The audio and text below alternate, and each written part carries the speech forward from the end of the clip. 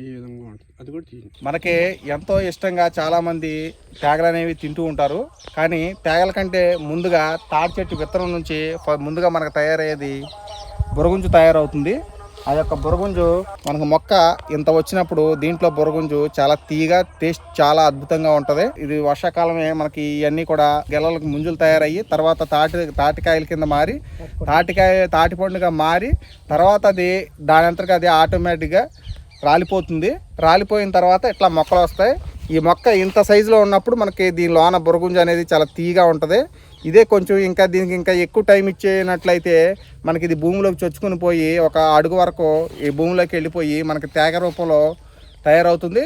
అలాగే ఈ బురగుంజు కూడా చాలామంది ఇష్టంగా తింటారు. ఈ బురగుంజు ఎలా ఉంటుందో కూడా మీకు చూపిస్తాను నేను ఇప్పుడు.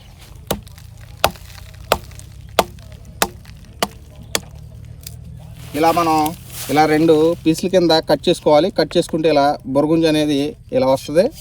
ఇలా దీన్ని హోల్డ్ చేసి తీస్తే బురగుంజు మనకి చాలా తీగా అద్భుతంగా ఉండేటువంటి బురగుంజు అనేది మనకి వచ్చేస్తుంది.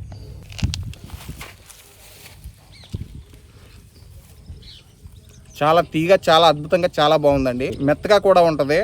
అంత స్మూత్గా అంత స్పాంజీగా ఉంటుంది ఇది. ఇప్పుడు వచ్చేటువంటి జనరేషన్కి బురగుంజు అనేది చాలామంది తెలియకపోవచ్చు. తెలియకపోతే తెలుసుకుని దీని యొక్క టేస్ట్ని అందరూ కూడా ఆస్వాదించండి.